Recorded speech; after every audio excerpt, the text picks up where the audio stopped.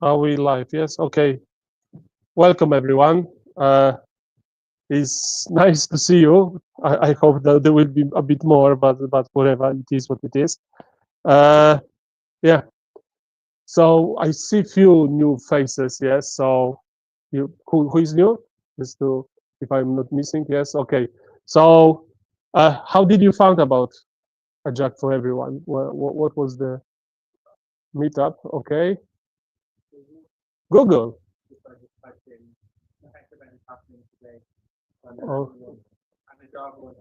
Oh, okay. So that's surprising. Yes. So we are kind of like the new uh, community. That's we hope to grow bigger. Let me sorry. Yes, I have to go here. So yeah, and I will talk a bit more in the next slides. Yes. So who am I? My name is Marcin. I'm one of the organizers of this community. Uh, I'm software developer. Previously, I was kind of like very active in the London Java community, but a few months ago we decided to, for whatever reasons, to move with the events to Agi, or spell it whatever you want. I spell Agi, but yeah, and yes, and there is few more people who helping me. You can find them around. Some are not today. Wojtek Roshini, Chris, Dmitry is not here, and Michael. But as you can see on this board, there is the whole section is free. So we need more uh, to make it this community grow and develop. Have a lot of ideas, but just need to have more people to actually help with. And today's event is basically yeah, Couchbase. Thank you for hosting us. As always, it's pleasure. Couchbase is with us over a year and continue, which is great. Uh, and we will have two speakers today. Andrea, uh, which is here, will be talking about the technical depth and why it's important and how to talk to business about it rather than just put under the carpet and forget about it. And then Sergei, who is over there as well, will talk about something I have no idea about. So I hope I will learn something today. I know a lot about the technical depth because it's my projects are full of it. But yeah, what is this, Sergey? Yeah, graphs.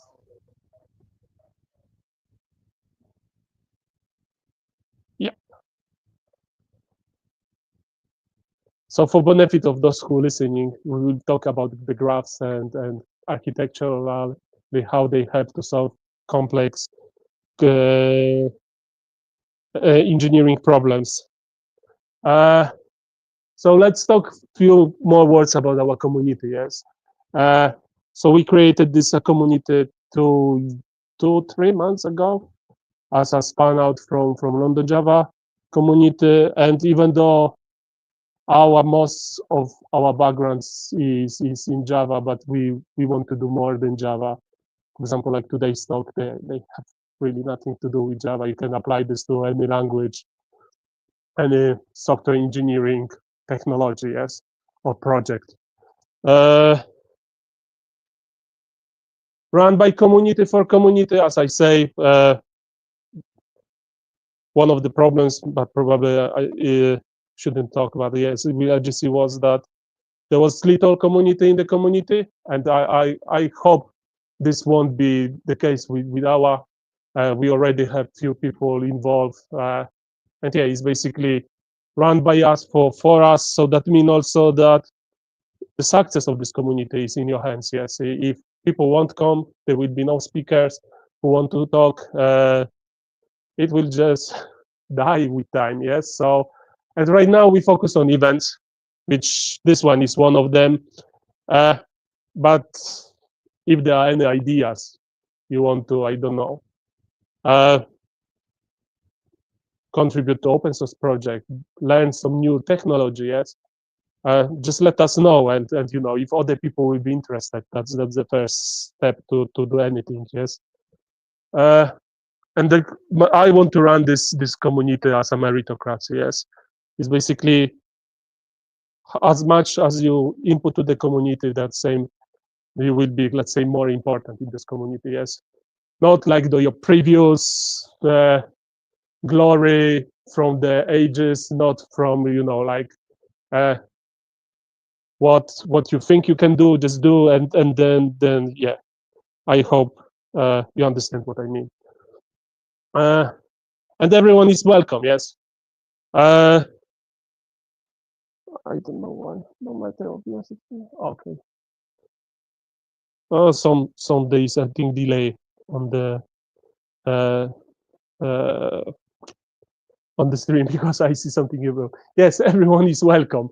So no matter your experience, we have people from like 20 years of experience. We have students. Uh, I don't know, gender, race, doesn't matter for us. As long as you respect other people and want to learn and have fun, you are welcome to join us. These are the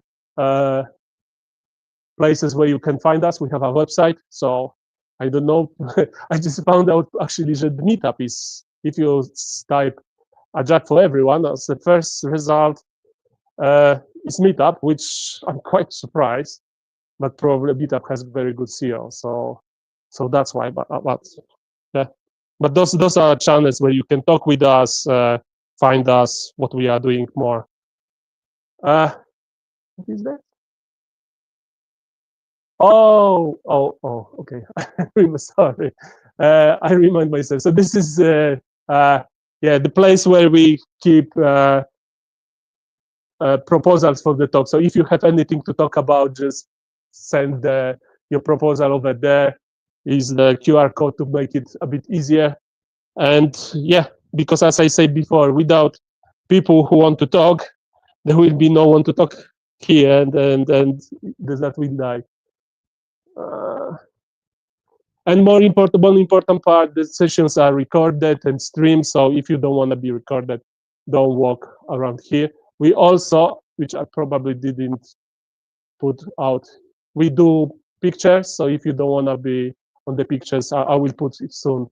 The lanyards, red lanyards, and we tried not to post that pictures on the social media. Yeah,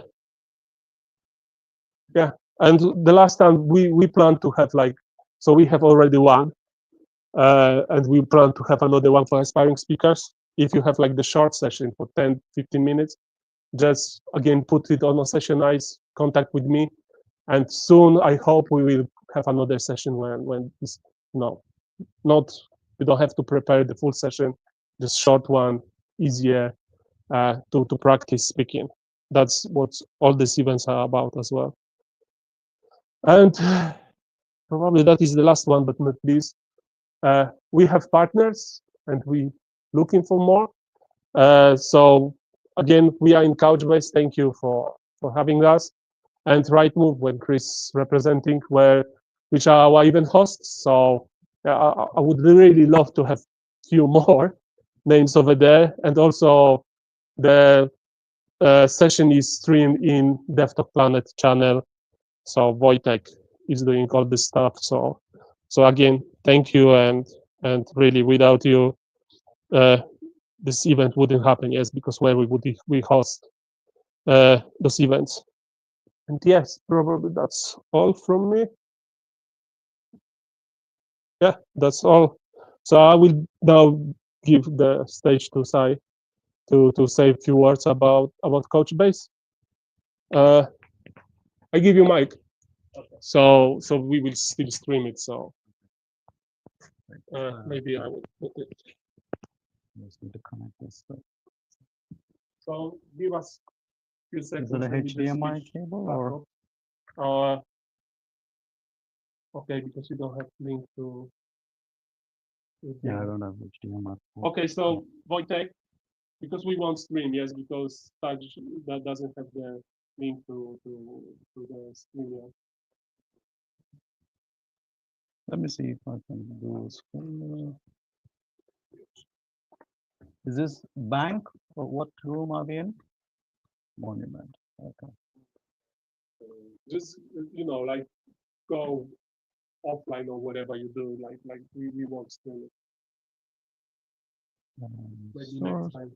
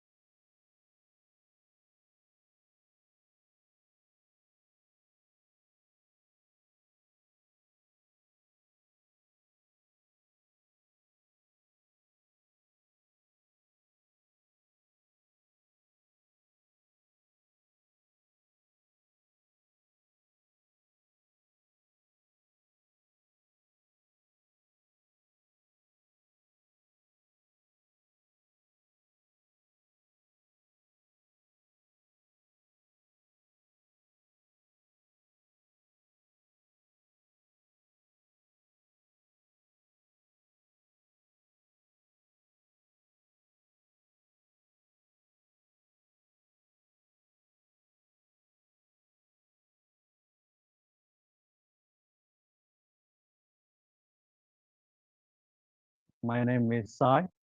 I'm a solutions engineer, uh, Couchbase, of course.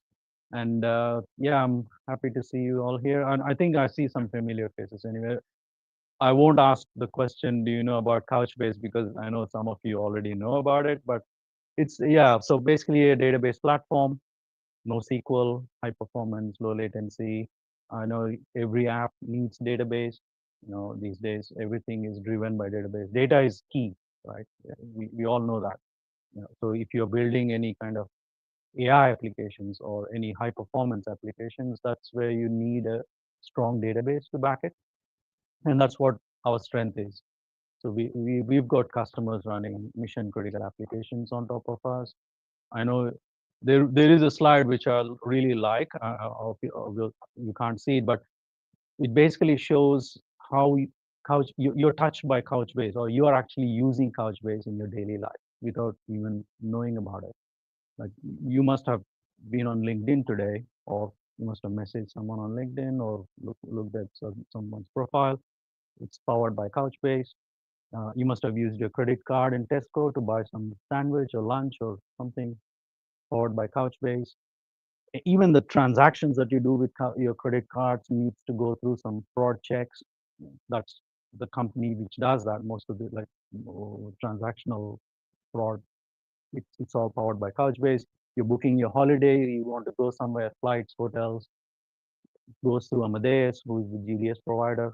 They use Couchbase. So that you can see that indirectly your daily life is driven by Couchbase. Sky, or you're watching something on Sky TV, it's basically running on Couchbase. So what does that mean? It means that we are powering the scale at which you need the performance is what we are built for. NoSQL database, we are a cache as well as a data store. So you don't need a caching technology in front. We are also a cache. So that means you're right, you're talking to one single database, which does both caching, swapping, hot, moving hot data into the cache, taking it offline, all that stuff. So it's basically one API, one SDK, one tool for you, and of course performance and low latency. So yeah, I'm not going to go dive deep into it, but I'm here. If anybody has any questions, what exactly can we do with it, or your application, how you want to power it with Couchbase, I can definitely help you. Obviously, Java is a language that we have SDKs for, highly performant as well. So we can talk about it. I can give you more information, and Alice will give you some general safety stuff. Yeah, yeah.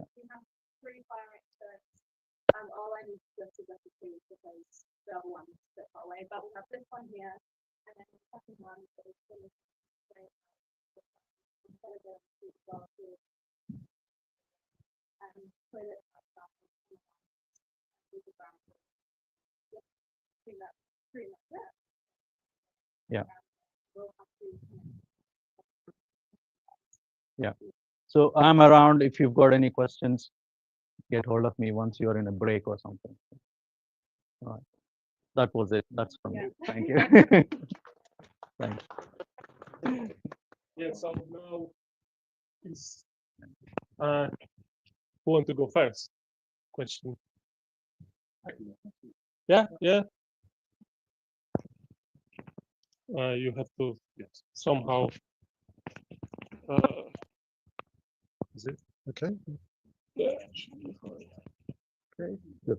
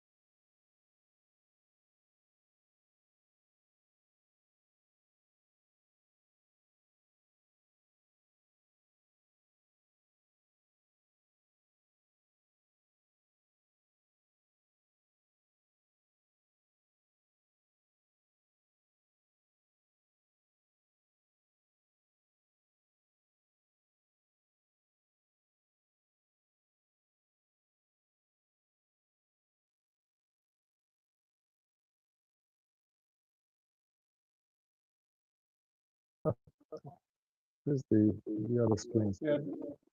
So you have to switch on sound.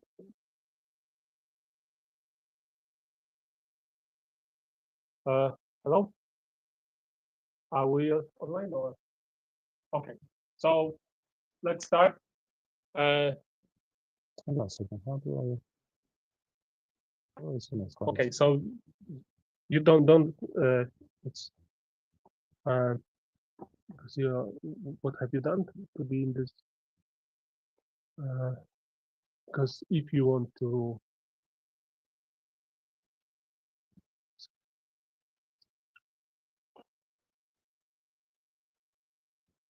It's not nothing new for us. Move through the slides. And now you Oh, like can. this. Okay. Let me just make it bigger. I think this one is full screen. Or this one. Which one is Yeah, the grid one. green one? And what they say why I cannot. Doesn't it work? Because it's okay. Uh that's good enough, I think. And you can still change slide. Yes. Yeah. Okay. Andrea, Good. the stage is Thank you. yours, yes? Thank you, Martin. Thank you, guys. So my talk is going to be about technical debt and why I think technical debt should be considered business debt. I'm sure many of you are familiar with the expression technical debt. Is something some people are fed up with. Some people are frustrated with that expression. Some people are trying to find an alternative to that. So I hope this talk is going to be interesting to any of you who are struggling persuading their managers about the importance of technical debt and why it needs to be tackled, and people who are not working in the engineering space. I don't think they're out tonight. I think maybe understand what engineers are, what engineers mean when they mention technical debt. So let me introduce myself. My name is Andrea Laforgia. I'm a lead consulting engineer at Almakuni. I like to say that I've been a coder for more than 40 years, as you can see from that picture, and I've been a professional coder for more than 30. Yeah. And I've worked with many different languages in many different industry sectors. There's a reason why I'm listing all that stuff there. And it's going to be clearer when I mention a specific aspect of technical debt later. Fun fact about that picture was taken by my mom in 1984, I think. Those are my dad's computers because my dad was a computer programmer. And I remember in those days when I had to tell my schoolmates what my dad did as a job, and I said he's a computer programmer, people didn't know what that meant because they didn't know what a computer was. I mean, that was the situation 40 years ago. I work for Amakuni. Amakuni is a consultancy. It's been on the market for 12 years. Very successful. We help companies embrace high-performing culture, which means high-performing engineering practices as well as ways to communicate, collaborate with various parties within the same company, and also stuff related to product management. We promote what we like to call the AKY, which is a compendium, a collection of engineering practices. And if you are curious about what we do, there's a link there on the website that you can look at. And if you are in need of someone who can come to your company and help your teams become high performing, then of course reach out. I'm always happy to talk about what my company does. So let's go back to the topic of this talk, technical debt. I'll give you a few seconds to digest this slide. I've had many conversations in my career with managers who were rushing developers saying, well, when are you done with your job? And some people were saying, well, I'm going to say, I'm still dealing with a technical debt from a previous developer you rushed. And the manager says, technical debt, what does that mean? And we always think that that managers are kind of stupid for not understanding what technical debt means. But in reality, often we engineers fail to explain what technical debt is in terms that they can understand. And that's because this is the notion of technical debt that we have, right? There's a value at the top, shining under the sun in the hands of the customer. And then there's a big mass of crap that supports that value, that is making our life miserable. There's lots of bugs, bad quality, lots of problems that are kind of impeding our process. And that's a shame because that's not really what technical debt meant originally. What we really mean by that is graft, right? Is the mass of issues that we have in our system, either because people were rushing, some people were not caring enough about quality, they were delivering under pressure, so it wasn't really their fault. Some people cared, some people didn't care, but the result is that this big mass of problems we have in our system. But that's not really what technical debt meant. Because if we look at the origin of the expression technical debt, that comes from Ward Cunningham, who is a pretty smart person in our industry. He is co-creator of the Agile Manifesto, co-creator of XP. He created the first wiki. And what he was trying to do at the time when he was working on this project, Why Cache, in early 1990s, he was basically trying to explain to his manager why we developers have to stop and refactor our work from time to time. Basically, what he was saying is we developers go into production with artifacts that reflect our current understanding of the business domain, problems we're solving, the customer needs, or even the tools we're using. And then as these artifacts leave in production, we are learning something. Whether we want it or not, we're going to learn. We learn about each of these aspects, business problems, domain, customer needs, and even the tools that we're using, because we might discover there's better ways of doing what we were doing. And what you were saying is basically, if we don't realign these artifacts to our new understanding of things, to new learnings, what's going to happen is similar to what happens when you take on debt, and then you fail to repay that debt, and so the interest grows. It drifts more and more and more, and it will eventually block us and impede our progress. So the metaphor is a bit, it's not perfect, but it works, right, in communicating why we need to stop and refactor things from time to time. And if you notice, he never talks about quality here. It doesn't say it's okay to go into production with crap, we'll fix it later. He only talks about the proper way of the proper way to think about our financial objects. So he talks about financial objects because Ycash was a financial solution, but you can apply that to any domain. So it's about level of understanding, right? And this is something that other people have been vocal about, like Robert Martin. I know he's a controversial person, but his technical arguments sometimes are really good. And he was saying, true technical debt is never intentionally bad code. It is related to features, not quality. Does not mean bugs and defects. So yes, the technical debt is about width and depth of features. So the scope of features is about the business domain, is about understanding the problems, is about understanding customer needs, mastery of the tools we use. It's not lack of testing, it's not cutting corners, not sacrificing quality, not quick and dirty hacks, known bugs and defects. And it's not about we'll fix it later mindset. So okay, the manager now understands what technical debt means. Let's say they understand what we mean by that. They could still ask this very naive question, right? Why do we need that debt? Why do we need to incur that debt? Couldn't you do it right the first time? It's a question that some managers have asked me in my career. You could imagine that's like asking someone who's about to buy a house, why do you need a mortgage? Could you just put all the money, you just give all the money to the vendor? And you might think it's a bit of a naive view of life. And if you ask that question for software, it's a bit of a naive view of software as well, right? This is like asking someone, do you have all the knowledge now to be able to do everything right? Do we have a crystal ball so we can look into the future and see everything the customer will need in order to implement everything perfectly today? Obviously, you can't do that, right? And this relates to what I was mentioning in my second slides, all those languages, all those fields I've worked in.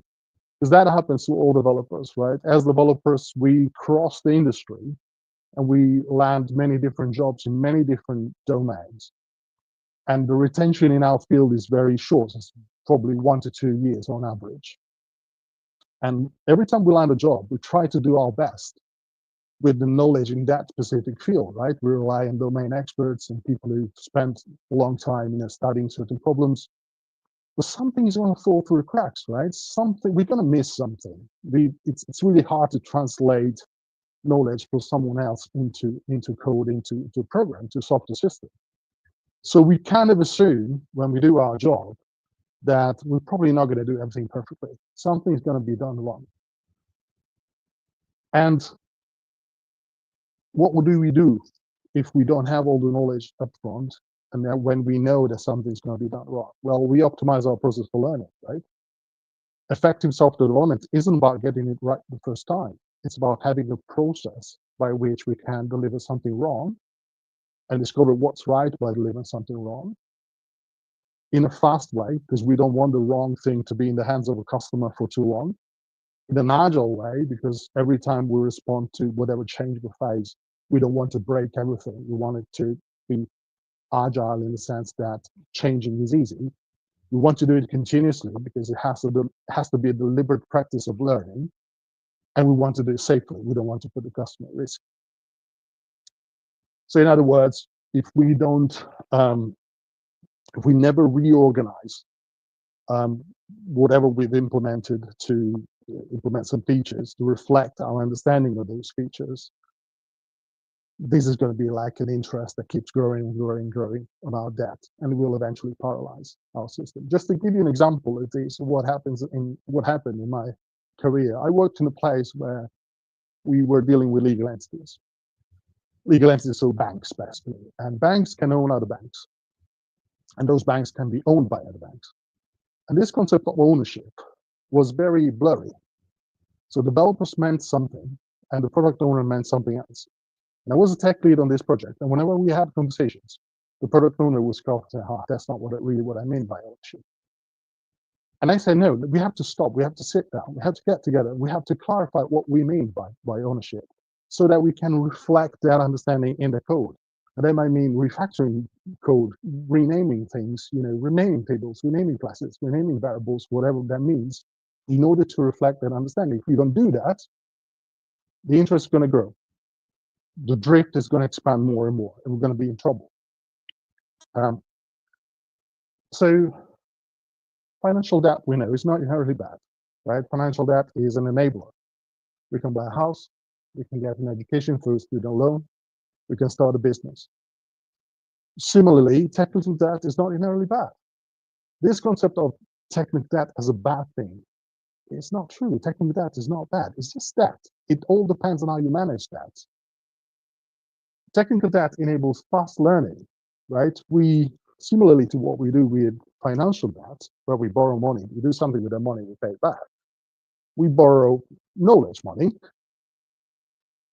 What Cunningham says, we rush software out of the door. And bear in mind, by rush, it never means sacrificing quality. It means we do something high quality soon, we put it out in production, we get some experience with it, and we repay that loan by refactoring the program to reflect our experience. Now, this is why I think technical debt is the agile operating model. So if we really want to be agile, we have to accept that we have to take some debt and repay it soon, quickly, fast, safely, agilely, continuously. There's really no other way we can be agile if we don't accept technical debt as a normal thing that we have to incur from time to time. But let's not be romantic about this, okay? Too romantic about this. I mean, financial debt is not inherently bad, but is risky if we neglect it. We know what's going to happen, right? The two guys there are going to knock our door. Similarly, technical debt is not inherently bad, but neglecting it is risky. It can destroy our business. We can burn lots of money. And I'm going to give you a few examples of what happened in the industry when this type of debt was neglected and the problems it caused. Now, I want to caveat here that it's going to sound weird. It's going to sound different from the notion of technical debt people normally have. But it is technical debt. So, for example, Twitter. In the early days of Twitter, I don't know if any of you remembers that picture. That was the picture that was used when Twitter had problems. They implemented Twitter using a specific architecture like Ruby on Rails, and that was the right thing to do at the time. Nothing wrong with that. But as they understood more about how real-time communication had to be implemented, they realized the system they had implemented wouldn't scale.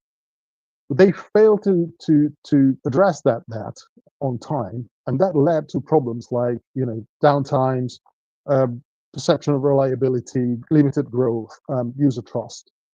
And those, obviously, Twitter survived all those problems, but many other companies failed. They went out of business because of those problems. MySpace was a big thing in early 2000s. It was basically like Facebook.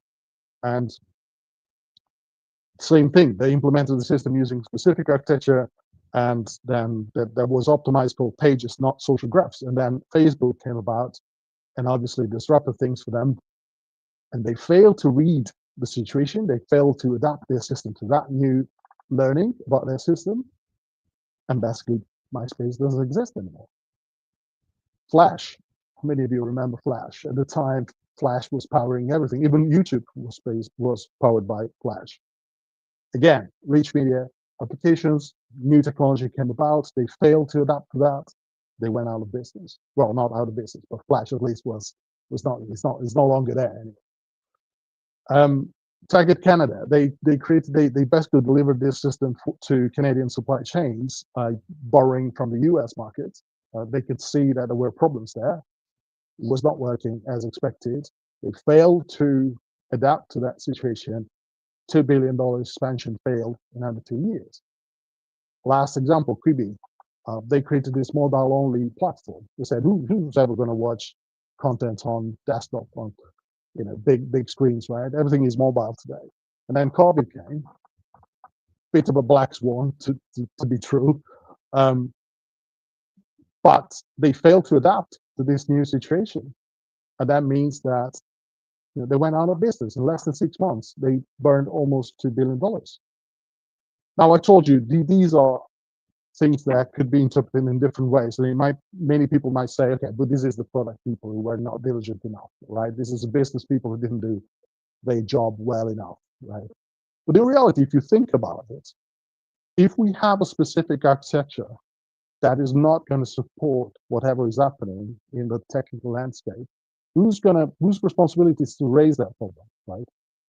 A person working in the business area, a person working in product, they might not have the skills to understand the impact of that technical structure on the business. So it's us, engineers, who need to surface that in some way, right?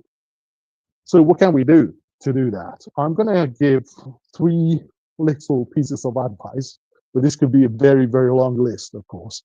But I think this is a good starting point. Use a single backlog. What many companies do, they create 2 backlogs, one for business work, one for technical debt. Now, what developers do is say, okay, next sprint, we're going to take 80% from the business backlog and 20% from the tech debt backlog, right? Sounds perfect, right?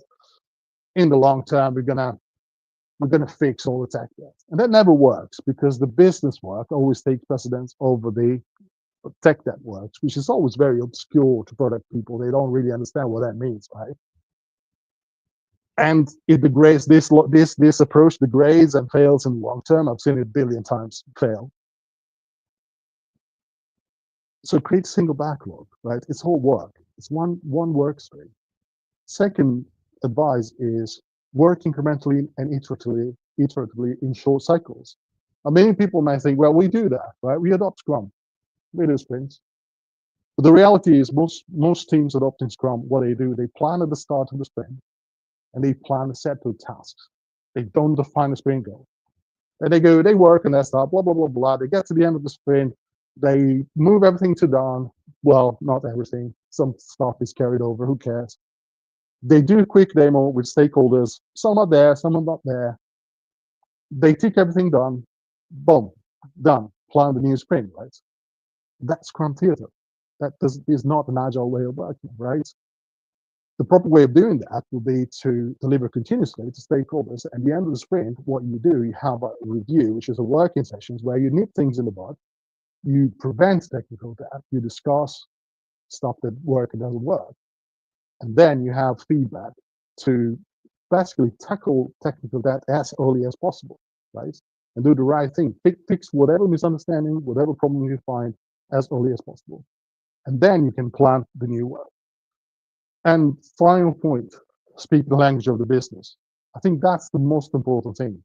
Because even if we create a single backlog with items that relate to technical debt and items that are just new work, if they speak different languages, they are still going to be cryptic to the product people. Speak the language of the business is really, really important. And that's an effort that developers have to make. I'm going to give you a couple of examples of what I mean by that. This is a typical ticket that we see in Jira backlogs, right? It mentions job library, authentication modules, token validation standards, middlewares, stuff that a product owner doesn't really understand. They might get a glimpse that there is a problem there, but how serious, how severe it is, they don't know. They might need to ask lots of questions to understand the intricacies of this, if they are really diligent. Sometimes they just deprioritize the work, goes to the bottom of the backlog, and who cares? There's a way of rewriting a ticket like this to highlight the business risks associated with the work. So we could mention the risk of login failures, security incidents, risk of user login failures, potential security breaches, customer-facing outages, non-compliant, lack of compliance with security requirements, and so on. And we can even add sections to bid tickets to highlight what we think will be the business impact. We might make things catastrophic here, but this is a starting point for the product owner to understand the problem, discuss the problem. Remember that one of the points of writing cards is to trigger conversations with whoever is involved in the work. Second example, migrate background jobs from Redis queues to Kafka. What is Redis? What is Kafka? I'm a product owner. I didn't know anything about that stuff. Job queue systems, high throughput, latency, retries, job producer, consumers. It's language I don't understand. As much as I'd like to understand the importance of this work, I don't have enough elements. So there's a way of rephrasing this as well, right? We can say, okay, we want to ensure a smooth user experience, give traffic spikes. We mentioned peak usages, delaying processing user actions, inconsistent behavior for users, slow responses, and blah, blah, blah, blah, right? So we give hooks to the product owner to understand what the impact of this work. So Key takeaways. Then I'm going to shut up, I promise. Technical debt is not something bad, it's an enabler.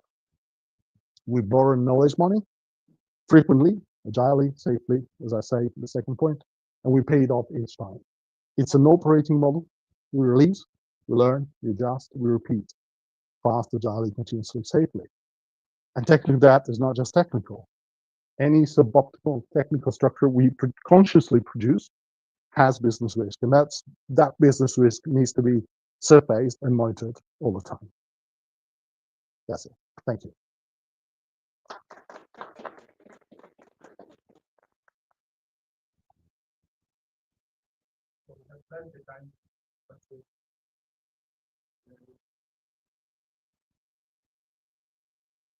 I can have like one, please. Yes.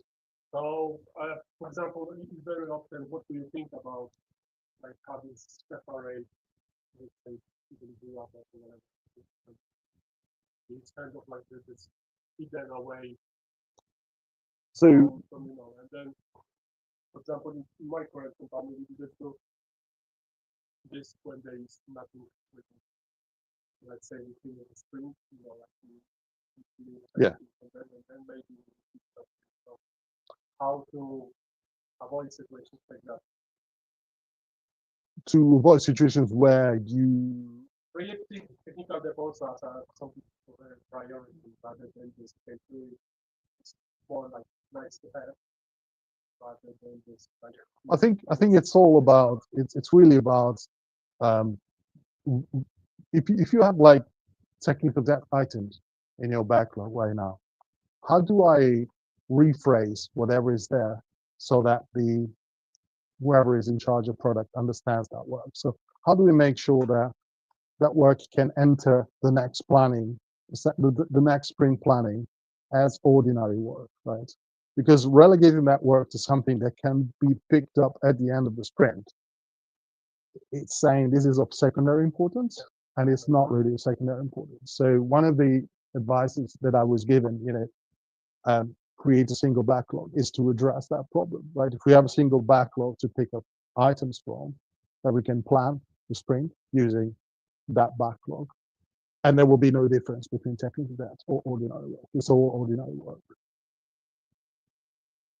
Yes.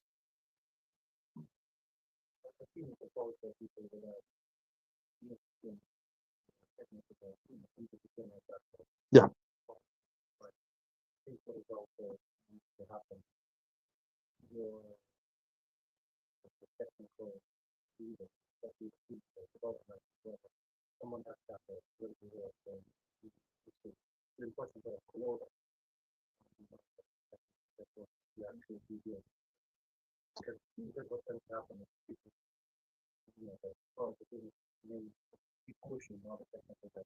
Yes, exactly. So the problem is exactly, but that means that's why what I'm suggesting is not just putting everything in a single backlog, but also speak the same language. Because if I can recognize, or better, if as a product owner I don't understand what that ticket means, I'm gonna deprioritize that because I'm in a rush. I need to deliver, right? Everybody's under some sort of pressure.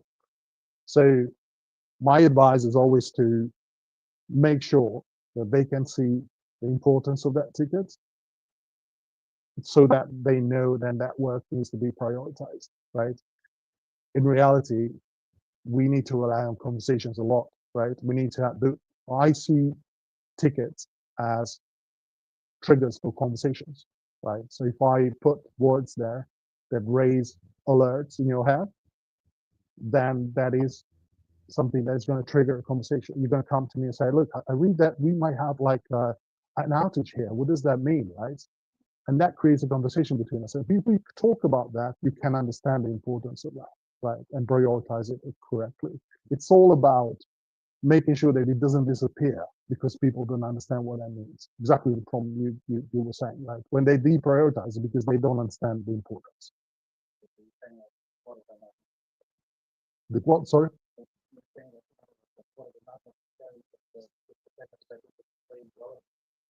Yes, I think what I'm saying is that it all belongs to the same bucket. Yes. You gave some examples there where technical debt would be something that could impact customer. Yes. Could be like a legal issue. Yes. It's easy to explain to product owners, for example. But what about if you've got a new library available in an upgrade, which is going to make it a lot simpler for us to make changes to the code base? And all our technical debt is saying that we have it in the old way, we want to move over to the new way, and we want to, have to do that. What would your approach be there? What the thought is for that phone? Yes. So obviously everything is contextual, so it depends on the context you're in. You might be working with people who understand the importance of those of that work, right? I would imagine that if it's just a matter of saying we want to upgrade the library, we want to have like a small ticket to do that, then maybe the product owner is going to be smart enough to understand that work, right? I'm just assuming that they will be. There is a level of work, level of refactoring that you should be able to do without asking for permission, right? Ingraining that stuff into your ordinary work, right? The merciless refactoring that XP mentions, right?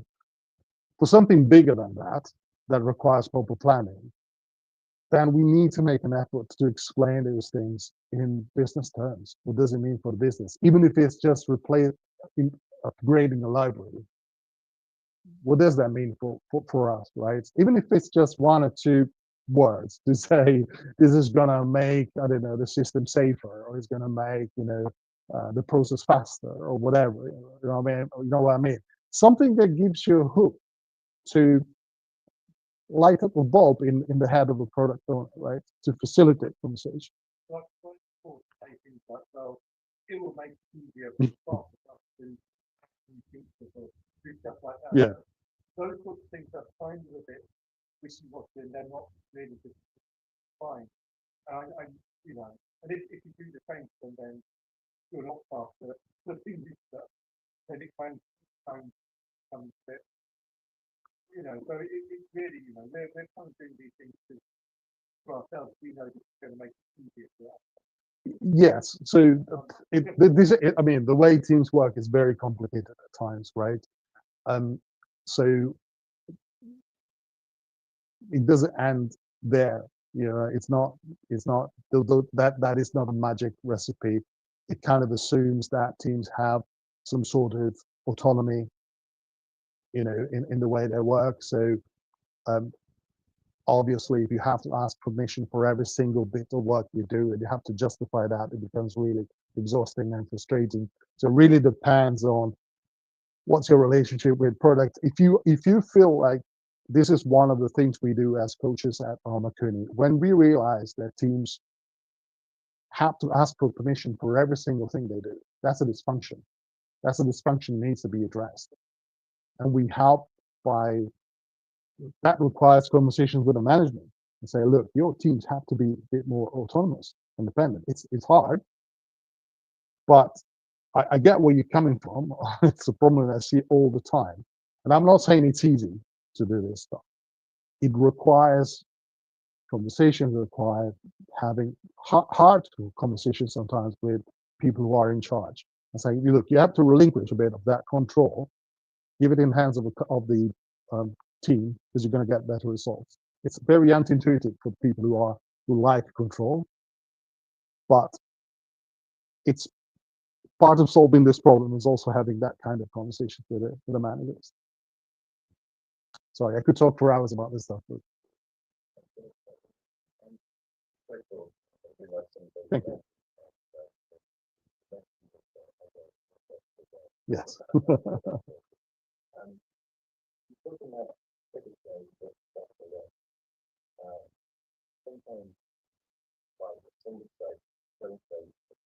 Yes. Yes.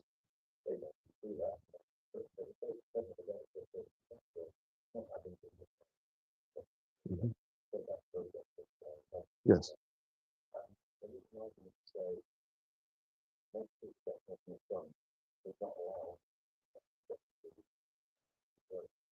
Mm. Yes.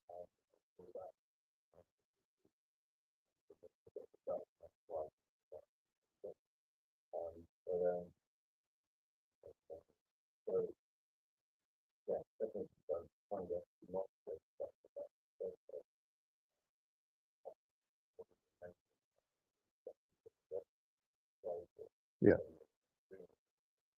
It's a valid point. I think definition of done is really is a tricky one in many places, because what does done mean? Many teams consider done as I finished coding. Yes, I'm done, right? So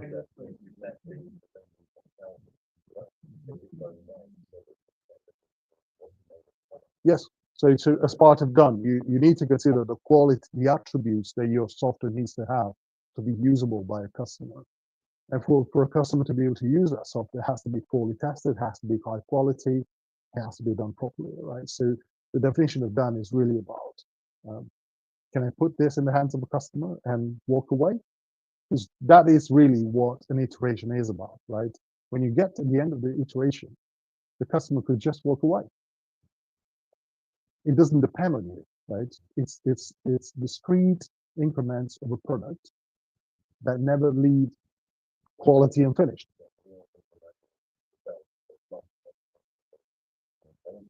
Yes. Yes. Exactly. Okay.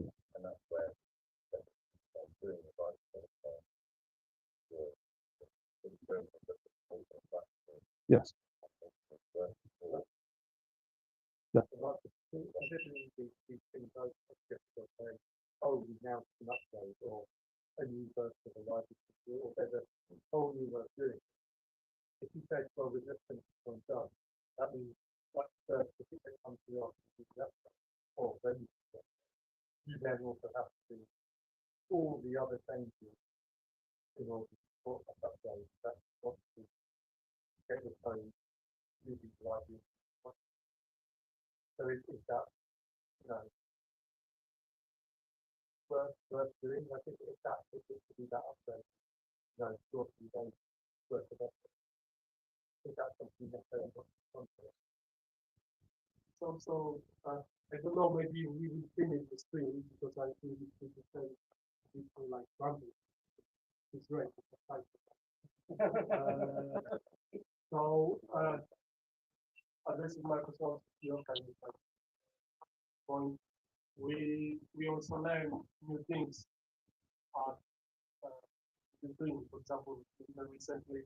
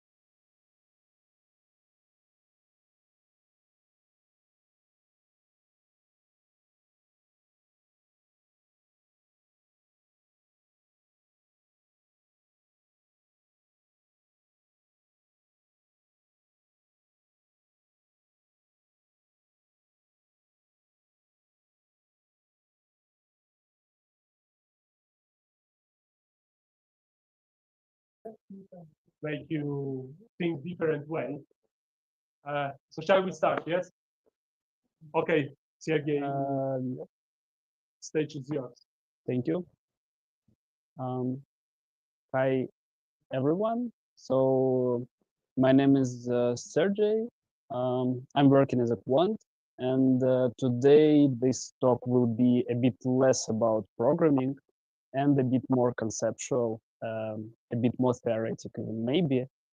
So what I'm going to tell about is another approach to setting up large-scale computations that proved quite efficient in many situations, and it allows you to build systems that can do, let's say, minimal amount of overhead work when some small changes have to be applied to it.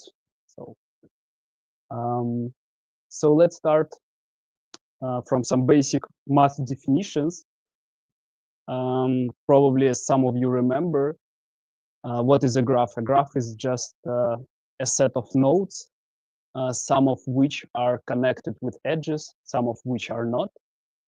So let's say that V is a set of vertices or nodes, as we will call them, E is a set of edges. And a graph can be either directed or undirected.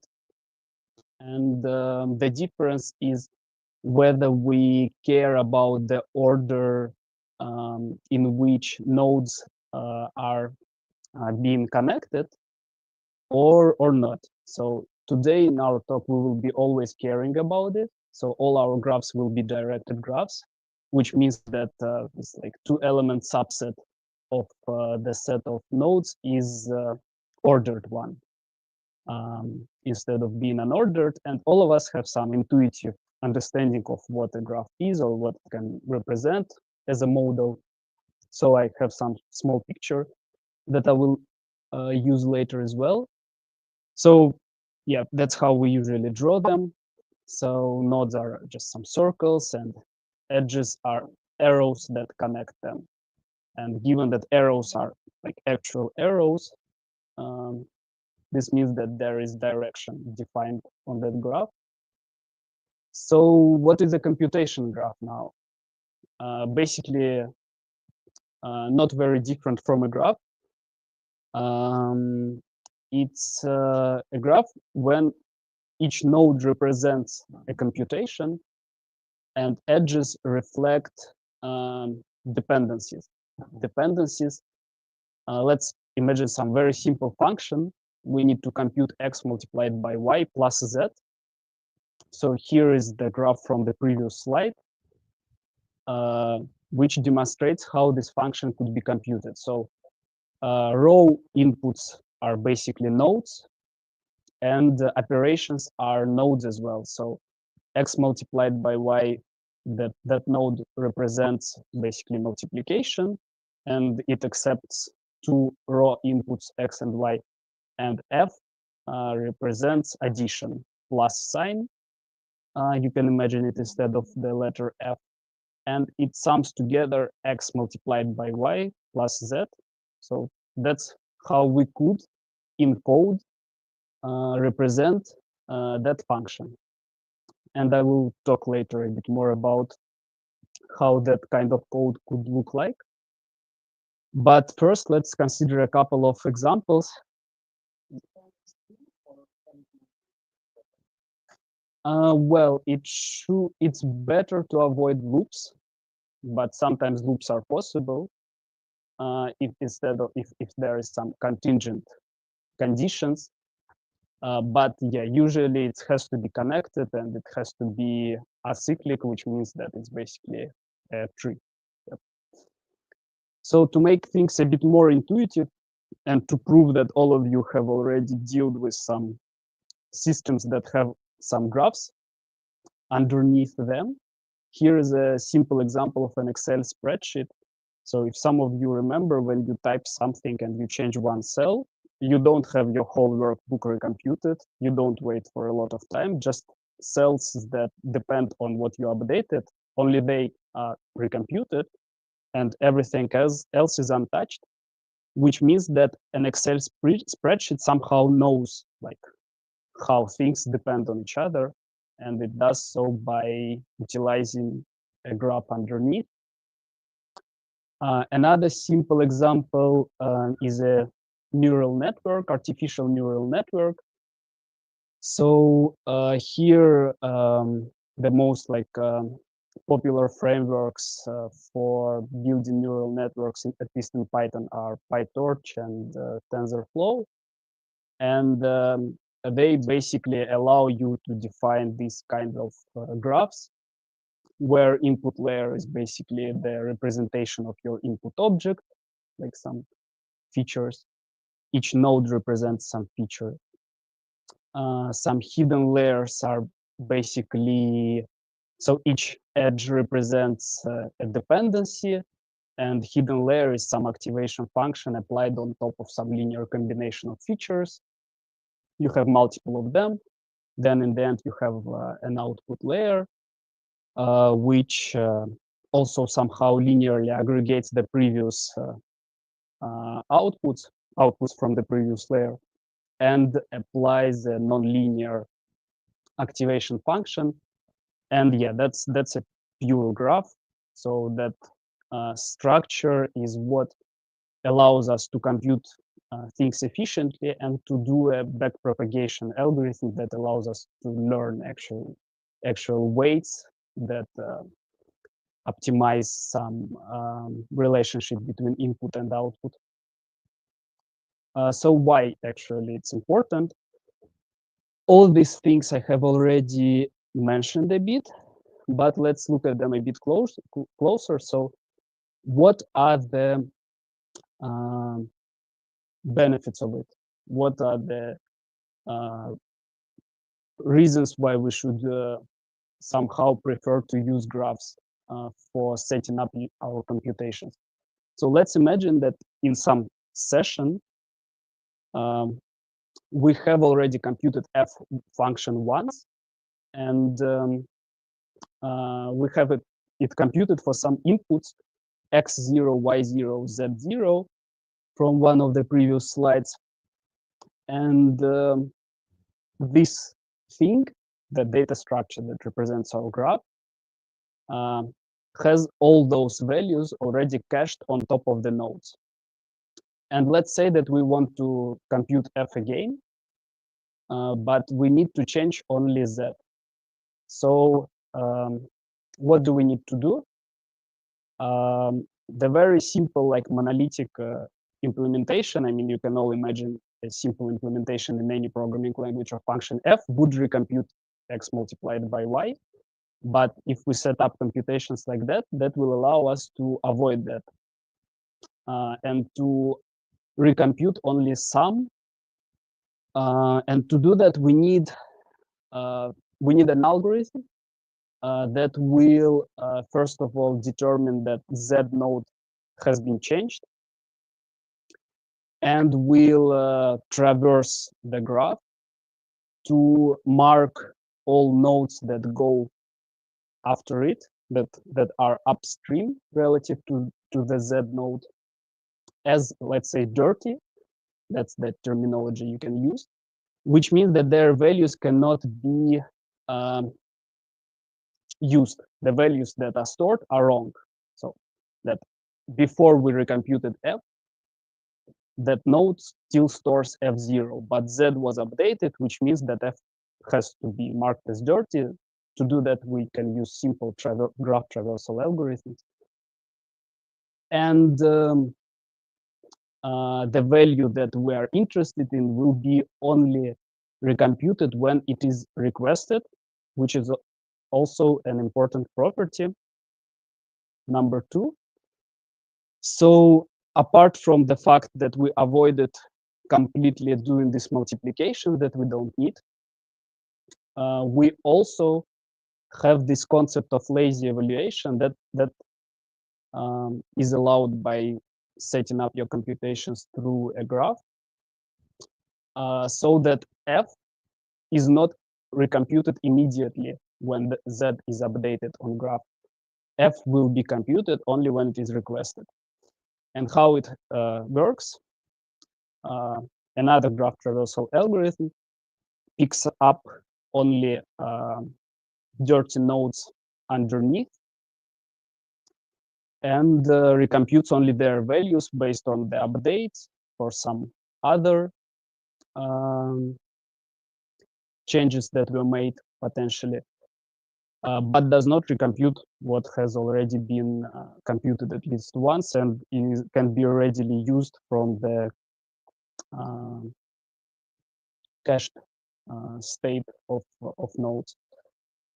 And another, probably this is like the most important thing, at least in finance industry, that setting up your calculations through graphs allows you to do so-called dependency tracing, which can be important in both directions, actually.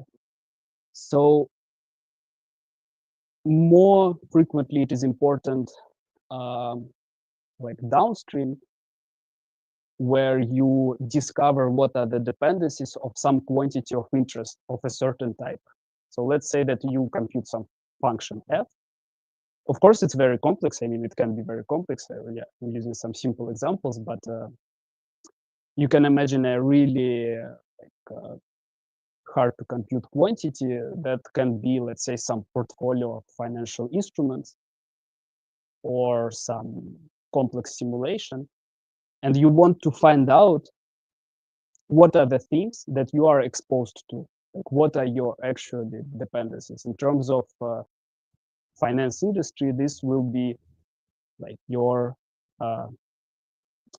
market exposure, for example, like what are your things that you need to take a look at when you compute sensitivity to different variables. And yeah, you can, of course, when you do those graph traversal algorithms, you are usually interested in dependencies of a certain type, which means that you can also filter out whatever you are really trying to look at the moment. But it is also sometimes useful like upstream, where that means that wherever you change some input, if you have your like complex computation set up as a graph, you can see what is going to be affected, what are the actual nodes upstream that will be changed. And again, sometimes you are more interested in nodes on only given type. And yeah, let's consider some example. So there is at least one framework, but of course there are lots of them. And this is just a way to show you how that that can work. So let's say we have some like basic functions as well. This is like a toy example. And we want to compute some like total for some data, for some set of data. This is how, using this framework, you can define that computation. So basically, you instead of performing it, you are building. That can also be written using decorators, but here it is like a more simple, more simple way to define it. You are building some graph that you will later evaluate. So let's say that you want to compute some total of some function applied to some stream of data. And that's how that will look like in your system underneath. That will be some graph. There are some libraries allow visualization tools, some are not so user-friendly. But anyway, that's what they do. They build these kind of structures. computational structures. And then you can, of course, evaluate it. So yeah, let's maybe talk a bit about other benefits as well. So one of them is that graph actually setting up computations like that encourages you to design your code better, because that design will be later the thing that you will be able to trace, to override. And in that case, it's usually more maintainable, and it's easier to extend, it's easier to change how you perform your computations, to plug in some additional logic. So to visualize this idea, I put like the screenshot from this slide that shows that we were basically forced to define all these functions, all these basic functions, to actually make it work, to build this kind of structure. And the second benefit of setting up your computations using graphs is usually that it allows you to execute some parts of your computation concurrently. Because again, based on that system, based on that picture, you can see that you basically get parallel execution for free.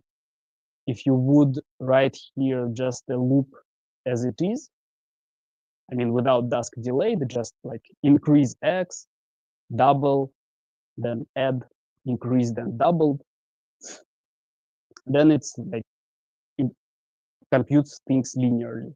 But given that here it doesn't compute anything, it just builds this structure.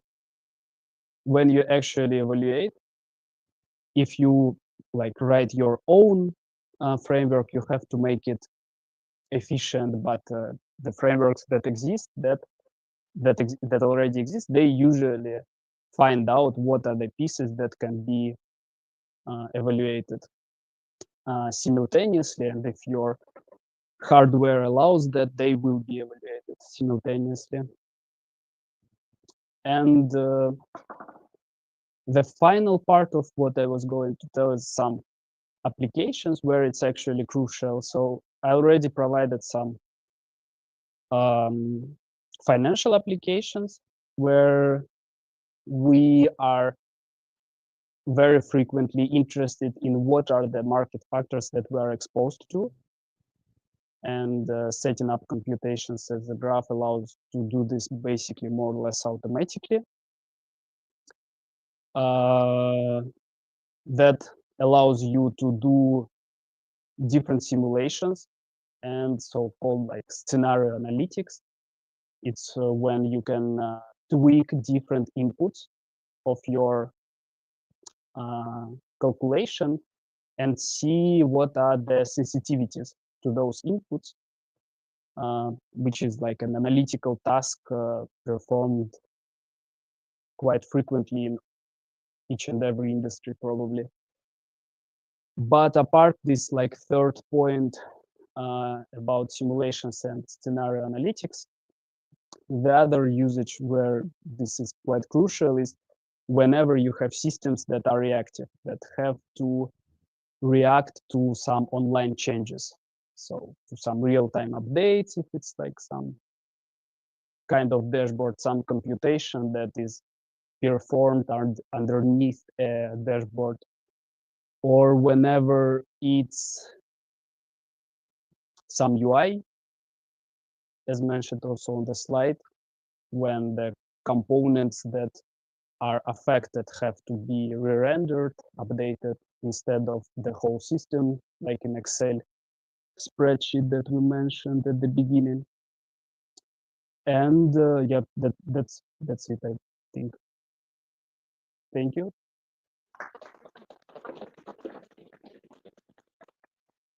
So, any questions?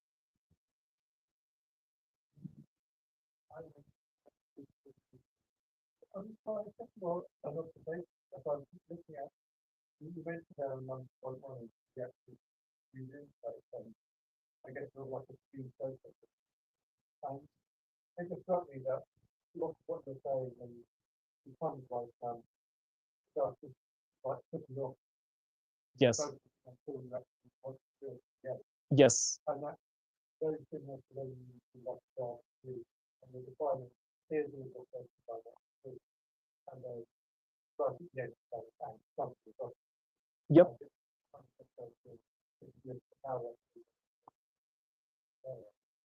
yeah, yeah, yeah. You're right that yeah, that paradigm is of course already used.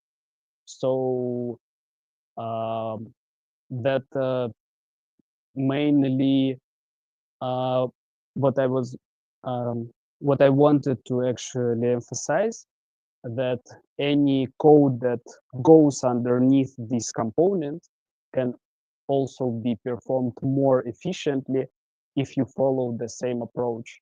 So yeah, if, it's each component like technically on the side of UI itself of the application, it's yeah, it's already optimized, but whatever it needs can also be.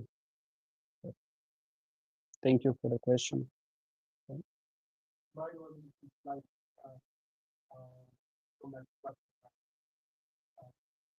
point of view that like when you were talking about how the work and I was thinking where could we apply this as a architecture like one of the and obvious example for you was like the build code. For example, I don't know maybe you have to for example now where they actually market a lot about the instrumental fields where basically you will build the parts and they at the time array where Yes, so a lot of change it's still to be it is started you know you got some of the application is rather using uh, what you put that there is what one part of the idea that you can't say that file of it and therefore in order to do the file you need to put this one of those so you're trying to then send that to your full trying to then go back in the way we're talking about data as well. And so okay, this one can go like this, and this one has a fun line. So it's yeah, very similar. And I think that those are very similar. That one actually like it is the same concept as made. Like made is actually made to be fully independent. Only doing the it's the same. Yeah. I don't know if that I think it's like both they are there, but still it's most and therefore you don't so I'm not sure it goes down that far what I made out of it and fairly yeah, yeah, I'm more used to okay, use rather than you can even create dependency free. Yeah, probably but it's kind of like they then okay, they use like action and so like almost do this and you can use it, right? But you work on say, hey, I changed only this part, don't give everything, just give, this part. So you can say, they can reduce the whole process. I can do it manually something. If you don't do all, yeah, that's simple as no, yeah, just do that. Do that. So do that. Do that. It takes up of wow, that many things something that is very language very different so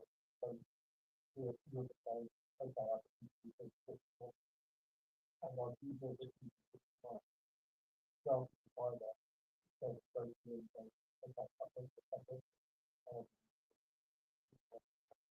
But that's that point. Sometimes inside yeah, he stands down. And I have a feeling concerned that I don't know if I'm just here and I know there's no modern trend here, but he's more like some computation from my knowledge behind it. It feels the graph architecture or knowledge, yeah, we do the same.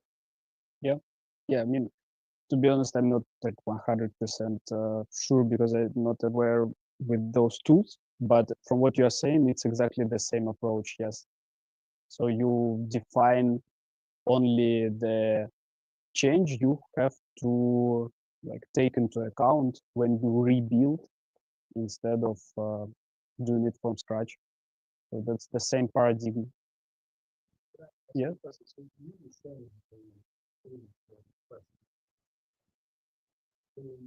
That one. Yeah. Yes. Yes. But is it only, I imagine that the only change that is allowed that they would make is a difference is a change to leave like that. Because if you change like, you cannot change the operation. The operation will change the precedence. So you cannot change from multiplication to division. The only change No, why you can actually you can. like if you have like instead of being x times y, it's x times between brackets. Oh, okay. Yeah, then Different tree. that would be a different graph. Yes, of course, but that's just a different function. Yeah. So You want to like, you have to like by saying, okay, half the graph, divided an extra, yeah, then they want, we only now need to use a different. uh, That was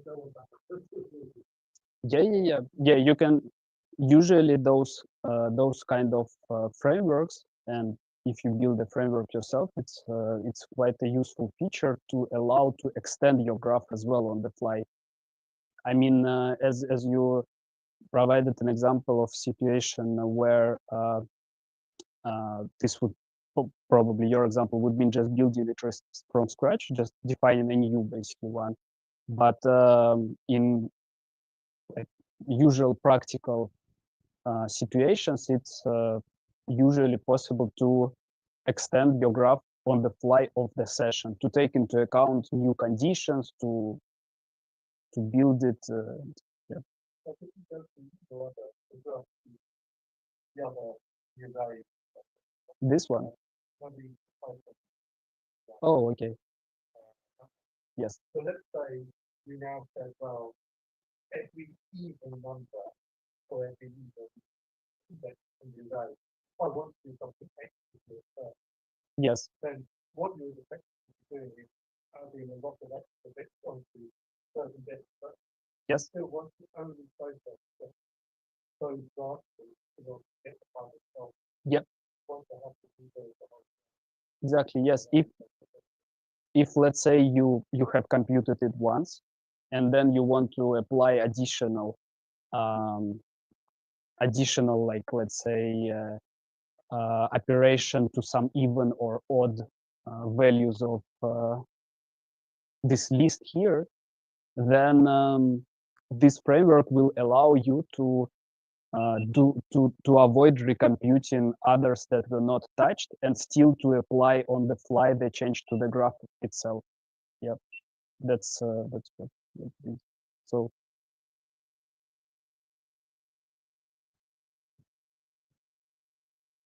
yeah, maybe another small thing that came to my mind that that is maybe worth mentioning is that graph architecture allows you to apply overrides not only to raw inputs, but also to some intermediate operations that can be useful sometimes as well.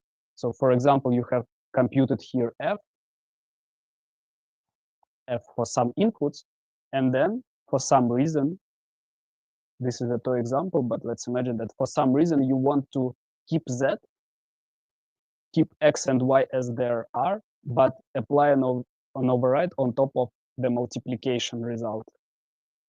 So that's also possible, which again in some applications means that you basically cut some part of your graph away and simplify your final final analytical value that you are interested in on the fly, in a sense.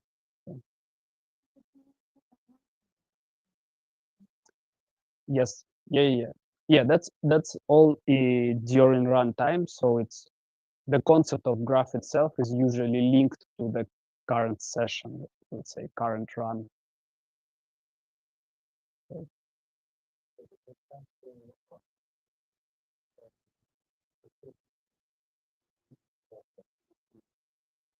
Yeah.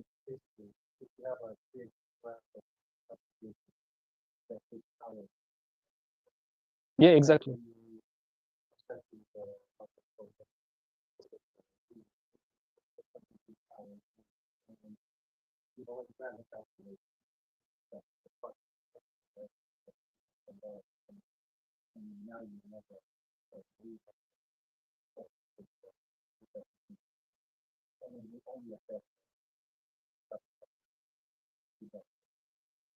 Yeah.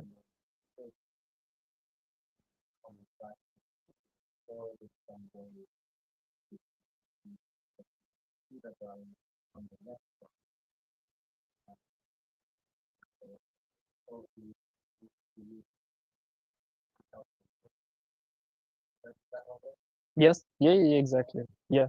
It's also possible. So you can indeed initialize your graph not from like fresh state, but from some previously computed and somewhere stored. If you, of course, if your nodes can be like pickled or dumped into some JSONs so that you can retrieve them, because your nodes can also represent, of course, very complex data structures. So if like everything is hashable, usually mutable and serializable, then the whole graph is usually also a structure that can be stored and used for initialization later, so that you don't keep your like session running. So that's a good point. Yes, yeah, that can work.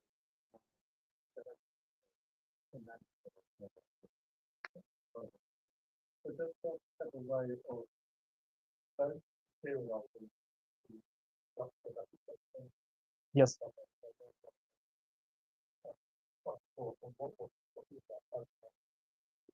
Well, the graph itself, yeah. I mean, if each node component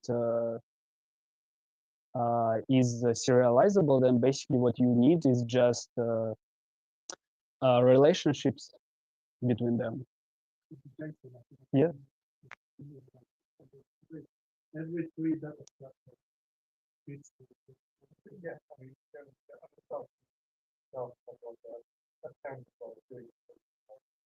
Mm, until then, you know, so what you're talking about earlier, you know, you could go to the far better, or they can go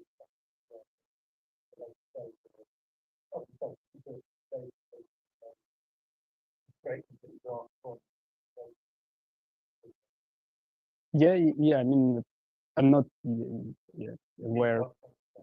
Yeah. But you can code it yourself, or you can like find out or experiment with different frameworks. But yeah, usually the main idea that it's sometimes useful, yes, to do it.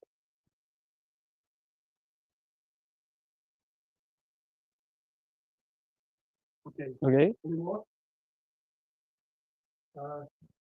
Thank you. Yeah. So yeah, I will keep